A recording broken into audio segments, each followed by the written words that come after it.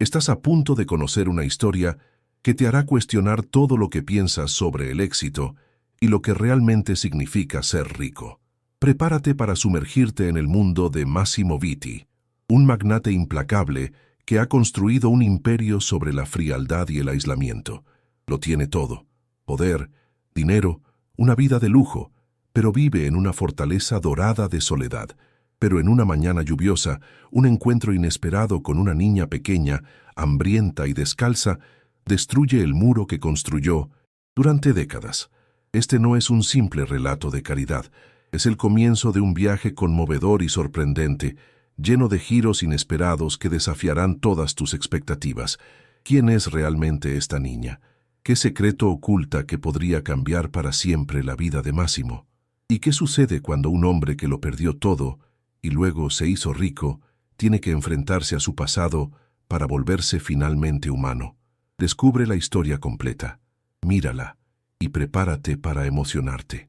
Si te ha picado la curiosidad por conocer el destino de Massimo y la niña, dale a me gusta y suscríbete al canal para no perderte la continuación.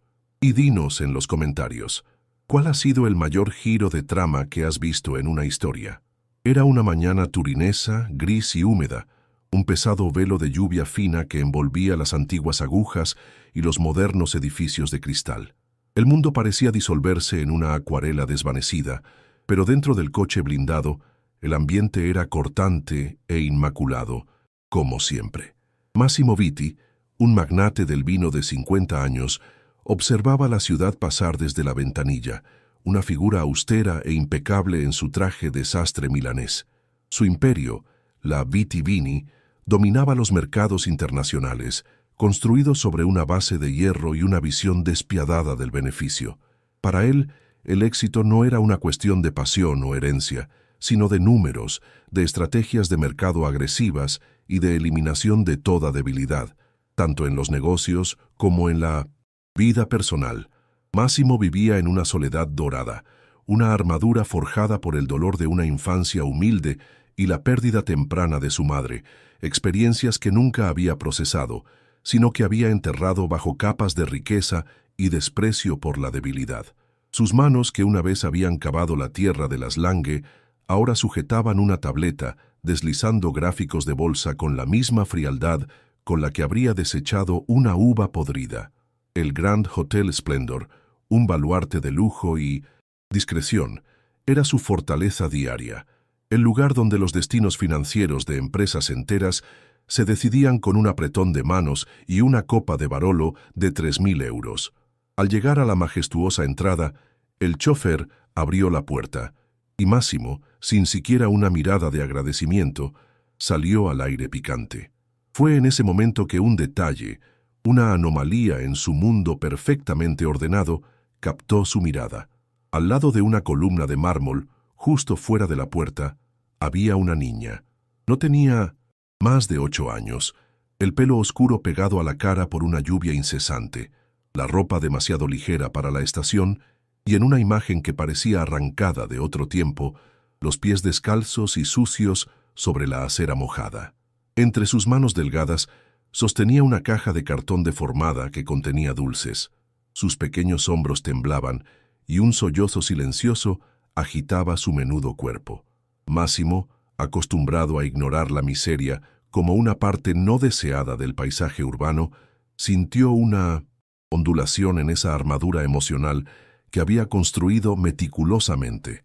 Un escalofrío inexplicable, un eco lejano de un pasado que había intentado borrar por todos los medios. Los botones y el portero, entrenados para no perturbar a la clientela de élite, ya se acercaban con cautela, listos para alejar a la molesta intrusa, pero Massimo levantó una mano en un gesto que los detuvo al instante, una orden no pronunciada que revelaba una autoridad absoluta. Se inclinó, y su imponente figura se hizo extrañamente más pequeña frente a la niña. Sus ojos, de un azul glacial que nunca mostraba emociones, se encontraron con los de la niña, llenos de lágrimas y un miedo profundo. ¿Estás sola? Su voz, usada normalmente para dar órdenes o negociar contratos millonarios, era baja, casi un susurro. La niña asintió, incapaz de hablar.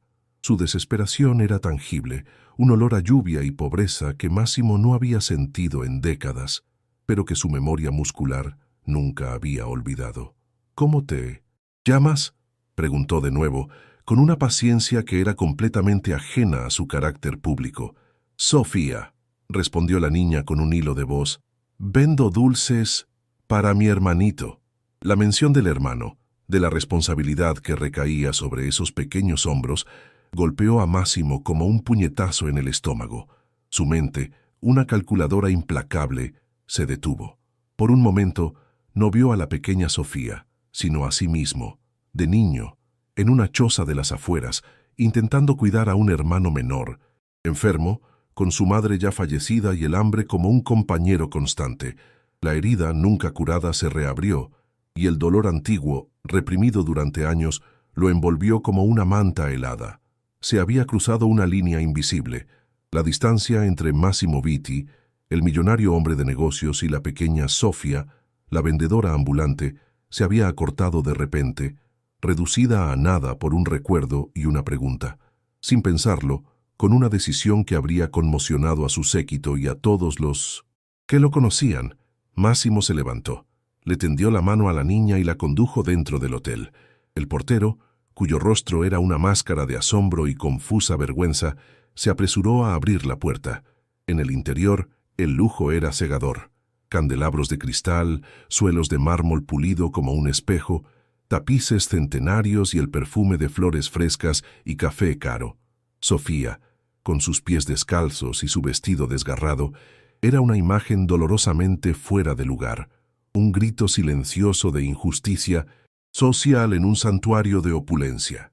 Las miradas de los empleados, desde la recepcionista hasta el director, se posaron sobre ellos, una mezcla de incredulidad y miedo. Todos conocían al señor Vitti. Era un hombre que no tenía tiempo para la caridad, un depredador financiero cuya única pasión era la adquisición. Un gesto de amabilidad por su parte, por pequeño que fuera, era una anomalía geológica, algo que desafiaba todas las leyes conocidas de su universo. Máximo ignoró las miradas, las preguntas mudas. Ordenó al director con un tono que no admitía réplicas que preparara una suite para la niña y le llevara ropa de abrigo y comida. El director, un hombre habitualmente pomposo y apegado a los protocolos, se apresuró a cumplir las órdenes con una presteza inusual, el rostro pálido por la sorpresa. Sentados en el suntuoso vestíbulo, en sillones de terciopelo que parecían tragarse la esbelta figura de Sofía, Máximo le ofreció un chocolate caliente. Mientras la niña bebía con avidez, el calor le devolvía un poco de color a las mejillas, y una chispa de esperanza sustituía al miedo en sus ojos. Por primera vez en años, Máximo no pensaba en contratos ni en fusiones. Los números habían desaparecido, sustituidos por el sonido de un pequeño sorbo y el calor de una taza en las delicadas manos de una niña. Este gesto, nacido de un impulso inesperado, resultó ser el inicio de algo mucho más grande que una simple donación. Era el comienzo de una cadena de eventos que desmantelarían su mundo interior, ladrillo a ladrillo, revelando los cimientos frágiles sobre los que lo había construido. En las horas siguientes, mientras la lluvia se convertía en una densa niebla que envolvía la ciudad, Máximo se sumergió en una meticulosa investigación. En lugar de encargar el asunto a un asistente o a una organización benéfica, como habría hecho en el pasado, decidió ocuparse de ello personalmente. Utilizando sus vastos recursos, pidió a sus abogados e investigadores privados que encontraran todos los detalles sobre la vida de Sofía y su hermano. Los informes llegaron rápidamente, describiendo una situación que superaba cualquier imaginación. Sus vidas eran un testimonio brutal de la desigualdad social, una sombra oscura que vivía a pocos kilómetros de los palacios de lujo y las boutiques de alta costura. Vivían en una choza destartalada, sin agua corriente ni calefacción, en un barrio olvidado donde la ley parecía no llegar. La madre había muerto de una enfermedad descuidada meses antes, y los dos niños se habían quedado solos, una situación que el sistema había ignorado por completo. El hermano de Sofía, un niño llamado Pietro, tenía una grave infección pulmonar, una consecuencia directa de las condiciones insalubres en las que vivían.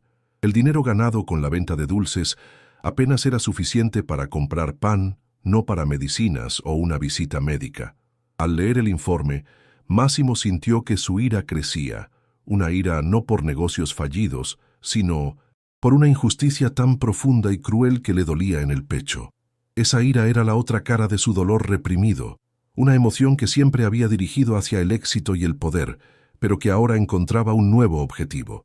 Decidió que no se limitaría a resolver la situación con un cheque. Este era un problema que requería más que su dinero, requería una parte de sí mismo que creía haber matado. Requería un compromiso personal que iba más allá de cualquier experiencia previa. Era un salto al vacío, una decisión que cambiaría para siempre el curso de su vida. Máximo se dirigió a la suite donde Sofía estaba descansando. Llamó suavemente, un gesto inusual para él, que estaba acostumbrado a entrar sin previo aviso. La niña abrió la puerta, envuelta en una suave bata de felpa, con el pelo limpio y los ojos ya no velados por las lágrimas. Por primera vez, la vio de verdad, no como un símbolo de su infancia perdida, sino como un ser humano con su propia individualidad y su fuerza interior. «He encontrado a tu hermano», dijo Máximo, y el alivio en el rostro de Sofía fue una imagen que se le grabó en la mente. «Lo he hecho llevar al hospital. Los mejores médicos se están encargando de él». Las lágrimas que cayeron de los ojos de Sofía esta vez eran de gratitud, y su abrazo, torpe pero sincero, fue para Máximo una descarga eléctrica. Sintió que algo cálido se derretía en su pecho, una sensación desconocida que lo desestabilizó y al mismo tiempo lo llenó de una extraña y profunda paz. El muro que había erigido entre él y el mundo estaba empezando a ceder. Esa misma tarde, Máximo se encontró sentado al lado de la cama de Pietro en un hospital privado. El niño estaba pálido y débil, pero su fiebre estaba finalmente bajo control. Sostenía una mano de Sofía, que no lo había soltado ni un instante. Máximo, que nunca había pensado en tener una familia, ni en quererla, observó la escena, sintiéndose extrañamente parte de ella. El hombre que había construido un imperio sobre el aislamiento y el egoísmo se encontraba ahora inmerso en una intimidad inesperada. Esto no era un negocio, no había contratos que firmar ni adversarios que derrotar. Era una cuestión de vida o muerte, de dar esperanza a dos almas perdidas. Decidió ir más allá de la simple ayuda financiera. Asumiría la custodia temporal de los niños, una idea tan radical y alejada de su naturaleza que incluso él mismo se preguntaba si se había vuelto loco. Al día siguiente, la noticia se extendió como un rayo en los círculos de la alta sociedad turinesa. Massimo Vitti, el rey del vino, el hombre que había destruido carreras sin un ápice de remordimiento, había tomado en custodia a dos huérfanos. Los chismes eran feroces, las conjeturas infinitas. Algunos pensaban que era una jugada de relaciones públicas, otros que había perdido la cabeza. Nadie, excepto quizás el propio Máximo, entendía el verdadero alcance de su decisión. Era un gesto de autodestrucción y al mismo tiempo de renacimiento. Mientras iniciaba el complejo procedimiento legal, asistido por un equipo de abogados confundidos pero obedientes, se encontró ocupándose de detalles de la vida que había olvidado por completo. Elegir juguetes, hablar con los médicos, buscar escuelas, todas cosas que iban en contra de todas sus costumbres y de todos sus instintos, pero que extrañamente no le molestaban. Estaba aprendiendo un nuevo idioma, el de la empatía y el cuidado, y cada palabra que aprendía era un pequeño trozo de sí mismo que recuperaba. Su vida, antes tan vacía y predecible, estaba adquiriendo un nuevo y sorprendente significado. La historia acababa de empezar, y la parte más difícil aún estaba por llegar. Los meses siguientes fueron una odisea emocional y logística que transformó la rutina metódica de Máximo en un torbellino impredecible. Su suntuosa villa en las colinas turinesas, en otro tiempo un mausoleo silencioso dedicado al arte y los negocios, se llenó de los sonidos y los olores de una familia. El olor del café amargo fue sustituido por el de las galletas recién horneadas, el silencio roto por las risas de Sofía y los pasos ruidosos de Pietro, que ahora corría por los pasillos, su salud notablemente mejorada. Máximo se encontró aprendiendo a vivir de nuevo. Contrató a todo un equipo de profesionales para educar a los niños, una psicóloga infantil para ayudarlos a superar los traumas del pasado, una profesora particular para cerrar la brecha de años de educación perdida, y un chef personal, encargado de preparar comidas nutritivas. Cada detalle se planificó con la misma precisión maníaca que usaba para sus negocios, pero el objetivo ya no era el beneficio, sino la felicidad y la seguridad de los niños. Se sorprendió leyendo libros de cuentos en lugar de informes financieros y asistiendo a reuniones escolares en lugar de a consejos de administración. Sus empleados, sus socios comerciales e incluso sus rivales observaban con asombro esta transformación. Ya no reconocían al hombre que conocían, y esto los ponía nerviosos. Una noche, después de acostar a los niños, se encontró hojeando los viejos expedientes que habían permitido reconstruir el pasado de Sofía y Pietro. Era una especie de ritual para él, una forma de no olvidar nunca de dónde venían, y por qué su vida había cambiado tan radicalmente.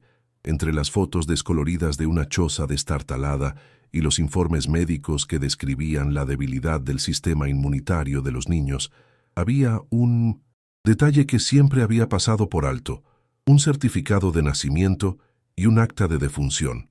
La madre de los niños, cuyo nombre era Serena Costa, había muerto en un hospital público.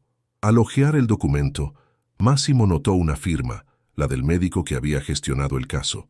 Era un nombre que le resultaba familiar: Dr. Antonello Martini. Ese nombre era la última pieza de un rompecabezas que Máximo ni siquiera sabía que estaba buscando. Martini había sido el médico que había tratado a su madre cuando él era un niño, el hombre que había intentado salvarla de la misma enfermedad que casi se lleva a Pietro. Era el único médico que había creído en la gente pobre. El dolor de esa pérdida, nunca superado, volvió a la superficie con una fuerza inesperada. Se sintió como si un fantasma del pasado hubiera vuelto para atormentarlo. Al día siguiente, con un nudo en el estómago y una extraña sensación de presagio, Máximo decidió localizar al doctor Antonello Martini. Tras una breve búsqueda, descubrió que el médico ya no ejercía la profesión, pero trabajaba como consultor en una clínica benéfica en el corazón de un barrio popular, el mismo donde él había vivido en el pasado. Esto lo llevó a otro descubrimiento, aún más escalofriante. El doctor Martini era el hermano de su difunta madre. Máximo, que había creído ser huérfano por un lado de su familia, descubrió que todavía tenía vínculos, un pedazo de historia que siempre había ignorado. Y había más. Leyendo una vieja entrevista en un periódico local, Máximo descubrió que su tío, después de la muerte de su hermana, había intentado durante años encontrarlo, pero él, una vez que alcanzó la riqueza, había cambiado de nombre y cortado todos los lazos con su pasado. Había cambiado su apellido de Vitti a Rivas, un nombre de fantasía que sonaba más internacional y exitoso, un acto final de repudio hacia sus humildes orígenes. La amarga ironía de todo esto lo golpeó de lleno. El hombre en el que se había convertido, un magnate despiadado y solitario, era la consecuencia de una huida de un pasado que, en realidad, nunca se había perdido por completo. La revelación, tan inesperada y brutal, sacudió a Máximo hasta lo más profundo. Ya no era solo un acto de caridad, era una confrontación directa con su pasado. Los niños que había salvado, Sofía y Pietro, habían sido cuidados por su tío, el único pariente que le quedaba.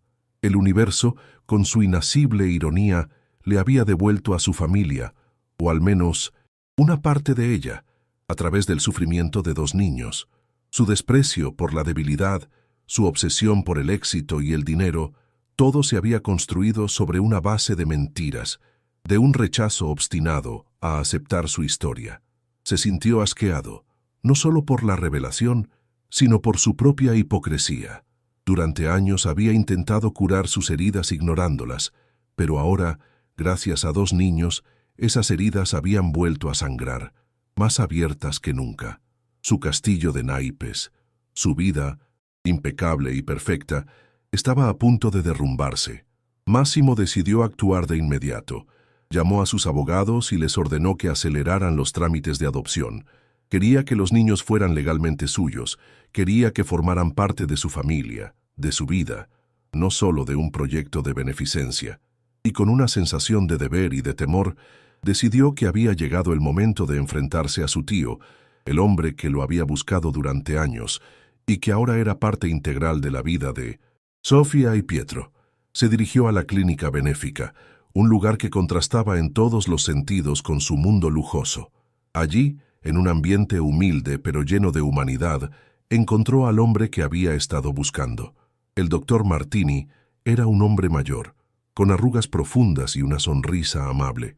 La expresión en sus ojos era cansada pero llena de esperanza.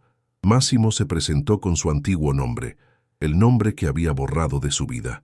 «Me llamo Massimo Vitti», dijo, y el sonido de ese nombre, en otro tiempo una etiqueta de pobreza y debilidad, le raspó la garganta. «Soy el hijo de tu hermana, Elena, y he tomado en custodia a Sofía y Pietro». El doctor lo miró, y por un momento, en sus ojos cansados, solo hubo incredulidad y una profunda tristeza. «Massimo, ¿eres tú?», murmuró, y una oleada de remordimiento, una emoción que Massimo no había sentido en décadas, lo abrumó. Esperaba ira, reproches, pero lo que recibió fue un abrazo, un gesto de perdón incondicional que lo hizo derrumbarse. Más que las palabras, fue ese silencio cargado de emoción lo que le hizo entender el abismo que había creado entre él y su pasado. El doctor Martini le habló de su madre, de cómo había luchado hasta el final por él, de cómo lo había amado incondicionalmente. Sus palabras fueron un bálsamo para las antiguas heridas de Massimo. En las semanas siguientes, Massimo y su tío se reunieron varias veces. Massimo se confesó, contando cómo había renegado de su familia por el éxito, cómo había intentado enterrar sus traumas bajo capas de riqueza y estatus. El doctor Martini escuchaba en silencio, sin juzgar, ofreciendo solo una profunda comprensión. Fue en este momento cuando la dinámica de poder entre ambos se invirtió. Ya no era el magnate el que dictaba las reglas, sino el tío, el hombre humilde y compasivo, el que lo guiaba por el camino de la redención. «El verdadero éxito», le dijo una vez el doctor, «no es lo que posees, sino lo que eres. Y tú, Massimo, sigues siendo el niño que conocí, el niño que necesita amor y una familia». La figura del doctor Martini, en otro tiempo solo un nombre en un certificado, se convirtió en una presencia constante en la vida de Massimo y de los niños. Con su experiencia médica, ayudó a Pietro a recuperarse por completo y se dedicó también a Sofía, asistiéndola en su camino de curación emocional. Juntos, Massimo y su tío empezaron a trabajar en un proyecto ambicioso, una fundación benéfica para niños en dificultad como Sofía y Pietro. La fundación, llamada La Semilla de la Esperanza, tenía como objetivo ofrecer asistencia médica, educación y viviendas seguras a los niños de los barrios pobres, una red de apoyo para aquellos que, de otro modo, habrían sido olvidados. Por primera vez, Massimo usaba su poder y su riqueza no para acumular, sino para construir y para reparar. El vínculo entre los tres se fortaleció, con Massimo aprendiendo a ser padre y a confiar en su tío como mentor. Las noches de insomnio ya no eran causadas por preocupaciones financieras, sino por la necesidad de tranquilizar a Sofía después de una pesadilla o de contarle un cuento a Pietro. Su transformación era evidente no solo en sus gestos, sino en su propia aura. El hombre glacial y calculador se había desvanecido, sustituido por una figura más suave, con una mirada que, por primera vez, reflejaba calidez y empatía. La máscara había caído, y el rostro que quedaba era el de un padre, un hijo y un hombre que finalmente había encontrado su camino. El día en que se formalizaron los documentos de adopción, Massimo, Sofía y Pietro acudieron al juzgado con el doctor Martini a su lado. Ese día marcó no solo el nacimiento de una familia legal, sino también la culminación de un camino de redención. Massimo miró los rostros felices de sus dos hijos, y en esa mirada vio no solo su futuro, sino también su pasado, finalmente aceptado y perdonado. Y, En un gesto que era impensable solo unos meses antes, le pidió a su tío que fuera el padrino de los niños. Las lágrimas que se derramaron en esa habitación ya no eran de dolor o de tristeza, sino de pura e incondicional alegría. Las semanas siguientes, a la oficialización de la adopción, se dedicaron a la creación de la Fundación Viti Martini, un proyecto nacido de las cenizas del dolor y alimentado por la esperanza. Massimo usó su vasto imperio no solo para donar una cifra considerable, sino para movilizar sus recursos, sus contactos y su experiencia. Se contrató a arquitectos para diseñar estructuras seguras y acogedoras, a abogados para navegar por las complejas leyes de protección de menores, y se formó un equipo de médicos y psicólogos, supervisados por el Dr. Martini, para ofrecer un apoyo holístico a los niños vulnerables. Por primera vez, Massimo experimentaba la verdadera alegría del éxito, una sensación que no tenía nada que ver con la cuenta bancaria o las cotizaciones en bolsa, sino con la idea de dar esperanza, de reparar un sistema que él mismo había contribuido a ignorar durante años. Cada ladrillo que se colocaba para la fundación era un paso hacia su redención personal. Massimo, cuyo nombre era antes sinónimo de crueldad, se convirtió ahora en un modelo de filantropía. Sus reuniones de negocios, antes centradas en la expansión y la adquisición, ahora incluían discusiones sobre el coste de un nuevo programa educativo o la necesidad de contratar a más trabajadores sociales. Su mundo, antes tan restringido y solitario, se había expandido para incluir las necesidades de los demás, la humildad que había visto en su tío, el amor que había encontrado en Sofía y Pietro, lo habían obligado a enfrentarse a una verdad que siempre había evitado, que el verdadero poder no reside en la capacidad de destruir, sino en la fuerza de construir y de sanar. Su arrogancia se había derretido y en su lugar había surgido una tranquilidad, una conciencia que le permitía afrontar el mundo con una perspectiva completamente nueva. La vida, para él, se había convertido no en una competición, sino en una responsabilidad. El cambio en Massimo no era solo interior, sino también visible por fuera. Su rostro, antes tenso y severo, se había suavizado. Se reía más a menudo, y sus risas ya no eran contenidas o forzadas, sino sinceras y llenas de vida. Sus manos, que antes sujetaban la tableta con una intensidad casi violenta, ahora sostenían con delicadeza la mano de Sofía mientras le contaba un cuento o jugaba con Pietro en el jardín de la villa.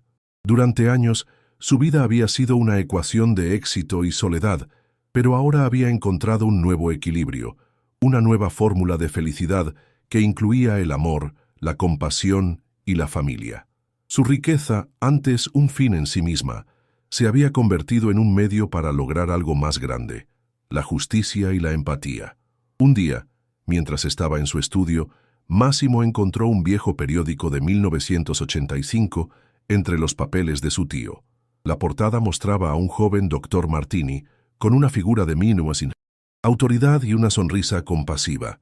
El artículo hablaba de su compromiso con el barrio pobre, la misma zona en la que Massimo y su madre habían vivido. El tío había tratado gratis a niños y adultos, y el artículo lo elogiaba por su dedicación. Lo que más le impactó a Massimo, sin embargo, fue una cita del Dr. Martini. La verdadera medicina no cura solo el cuerpo, sino también el alma, y el alma de una comunidad enferma es la pobreza. En esa frase, Massimo reconoció al hombre en el que se había convertido, a su mentor, a su guía.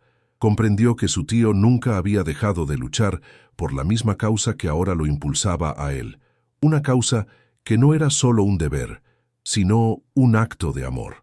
Massimo, en uno de sus momentos de reflexión, se dio cuenta de que su vida anterior había sido una huida constante de sí mismo. El éxito, la riqueza, el poder, eran todos instrumentos que había utilizado para construir una prisión dorada, para mantener a raya el dolor y la vulnerabilidad. Pero los niños, con su inocencia y su fuerza, habían derribado los muros de esa prisión. Habían despertado en él al niño que había sido, al hijo que había perdido a su madre, y lo habían obligado a enfrentarse a su pasado. Esta no era una historia de un hombre que salvaba a dos niños, sino de dos niños que, con su dignidad y su esperanza, habían salvado a un hombre.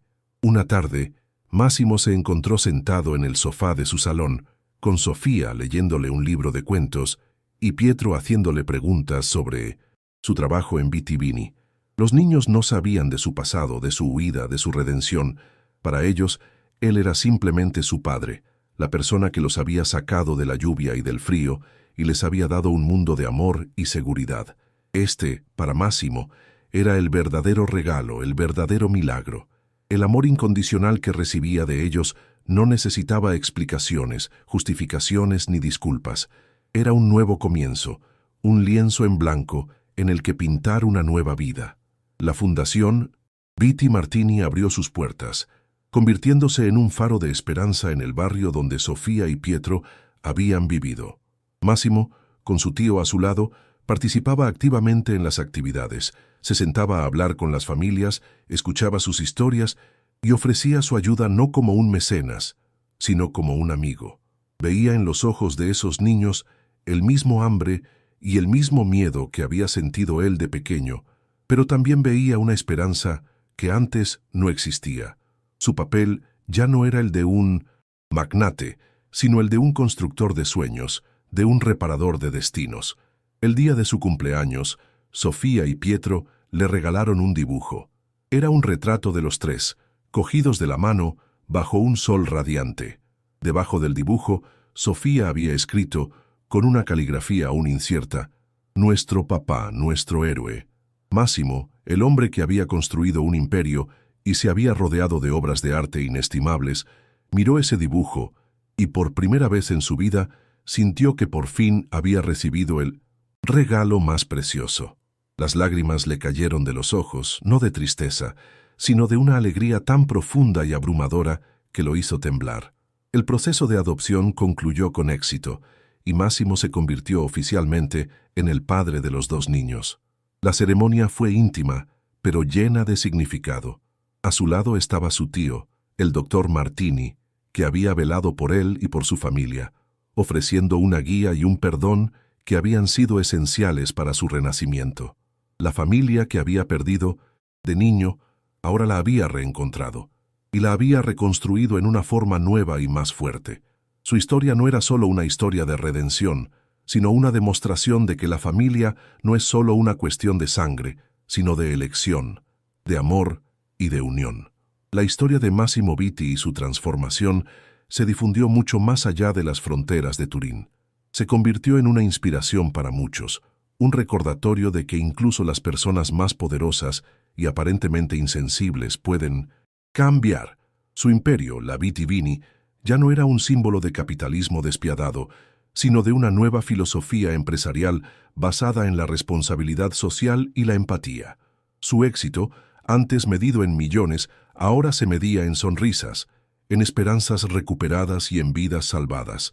Era la prueba viviente de que las verdaderas victorias no se obtienen a expensas de los demás, sino con su ayuda y su amor. Máximo, que en el pasado había intentado borrar su pasado, ahora lo honraba.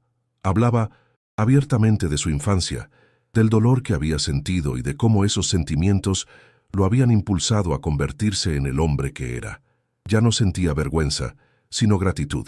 Gratitud por su pasado, por los niños que lo habían devuelto a casa y por su tío que lo había perdonado y guiado.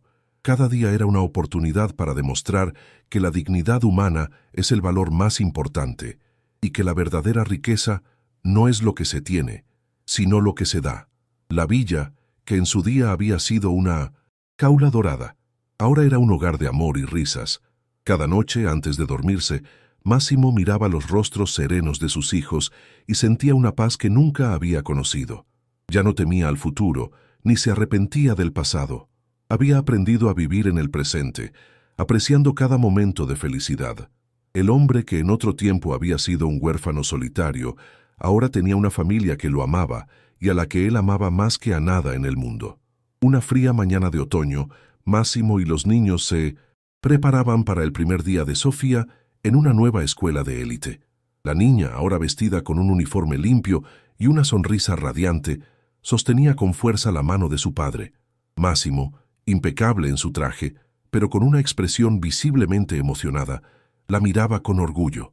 Esa imagen de él y Sofía cogidos de la mano era el símbolo de su transformación. Ya no era solo un magnate, sino un padre, un hombre que había aprendido a sentir. Máximo se inclinó, le dio un beso en la frente a Sofía y le dijo: «No olvides nunca, pequeña mía, quién eres y de dónde vienes, pero también debes saber que el mundo está lleno de posibilidades y que tu mayor fuerza es tu corazón». Las palabras cargadas de emoción eran un recordatorio para ella, y aún más, para sí mismo. La vida no era un juego de poder, sino una sinfonía de emociones, de conexiones humanas, de unión,